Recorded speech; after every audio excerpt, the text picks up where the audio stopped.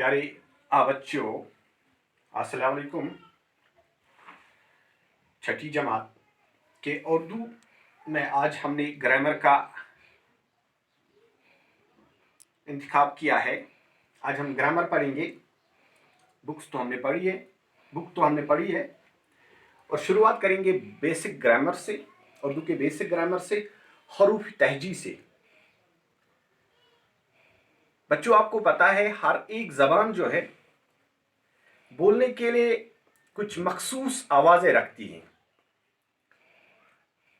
हर एक ज़बान के बोलने के लिए कुछ मखसूस आवाज़ें होती है। इन आवाज़ों को लिखने के लिए जो निशानात मुकर्रर होते हैं, इनको हम हरूफ कहते हैं। हरूफ उर्दू में अलिफ बे पे ते, ये बेसिक हरूफ है उर्दू के। इनको हम हरूफ तहजी कहते हैं उर्दू के। इसी तरह इंग्लिश में भी है LABCD।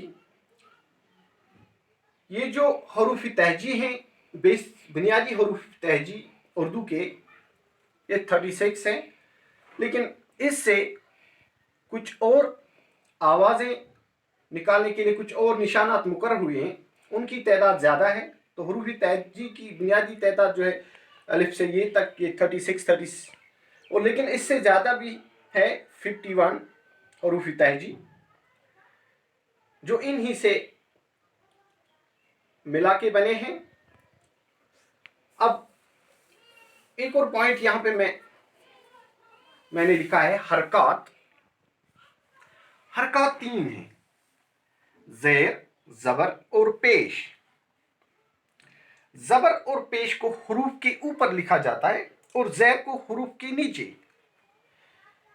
जैसे सपोज उर्दू का कोई हरूफ है, इसके ऊपर मैंने ये निशान हरकत डाली, इसको हम कहते हैं ज़बर। इसके ऊपर एक और हरकत डाली है, इसको कहते हैं पेश। और नीचे मैंने एक हरकत डाली है, इसको हम कहते हैं ज़ेर। सो ज़बर, ज़ेर और पेश, ये 3 हरकत हैं उर्दू में। ज़बर और पेश हरूफ के ऊपर और ज़ेर हरूफ के नीचे लिखा जाता है। अब जिस हरूफ पर ज़ेर, ज़बर या पेश हो उसको मुतहरिक कहलाता है। वो हरूफ मुतहरिक कहलाता है। मुतहरिक आपको समझ में आया होगा, वो हरूफ जिस पे ज़ेर, ज़बर या पेश हो। जिस हरूफ पे ज़ेर, ज़बर या पेश हो उसको मुतहरिक कहते हैं। यानी जिस हरूफ पर ज़ेर, ज़बर या पेश हो मुतहरिक कहलाता है। सपोज यहाँ पे मैंने लिखा है मौसमी बहार। यहाँ पे मीम जो है इसके नीचे ज़ेर है, तो ये मुतहरिक है क्योंकि इस हरूफ के नीचे जो है ज़ेर है।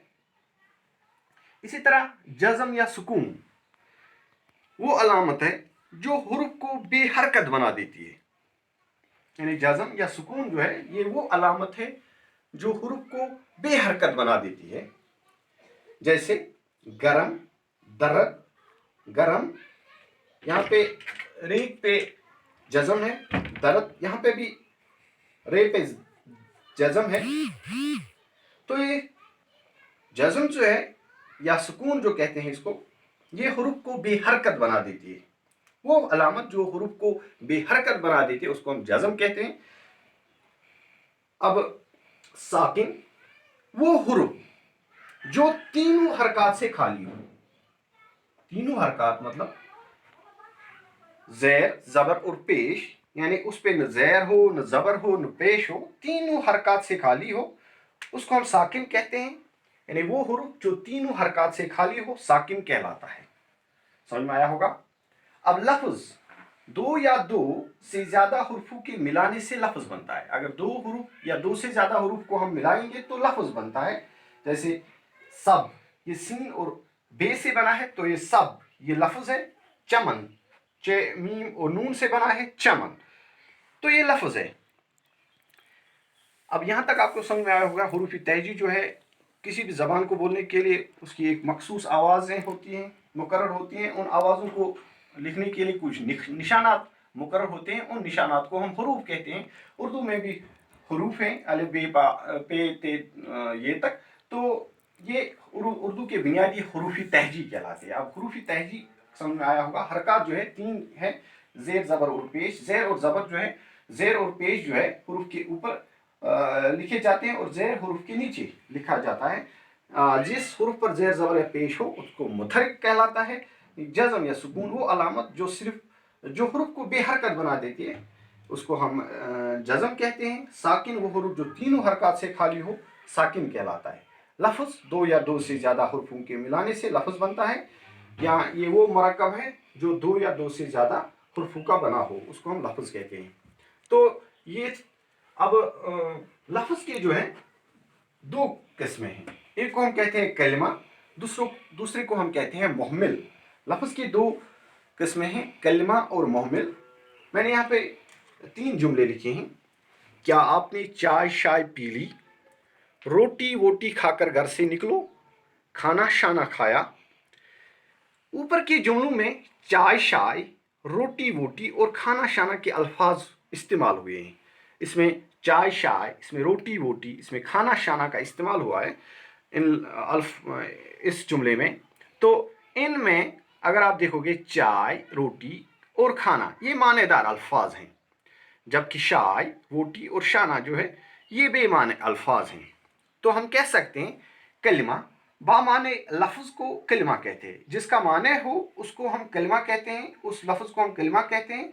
तो जैसे रोटी है, ऊपर के अल्फाज जुमलों में रोटी ये मानेदार है, खाना चाय ये कलिमा है। इसी तरह मुहम्मिल जो है इनका कोई माना नहीं है, ये वो लफ्ज़ हैं जिनका माना नहीं है, बेमाने लफ्ज़ को मुहम्मिल कहते हैं। जैसे वोटी, शाय, शाना ये बेमाने हैं, इनका माना नहीं है, तो फिर इनको हम मुहम्मिल कहते हैं।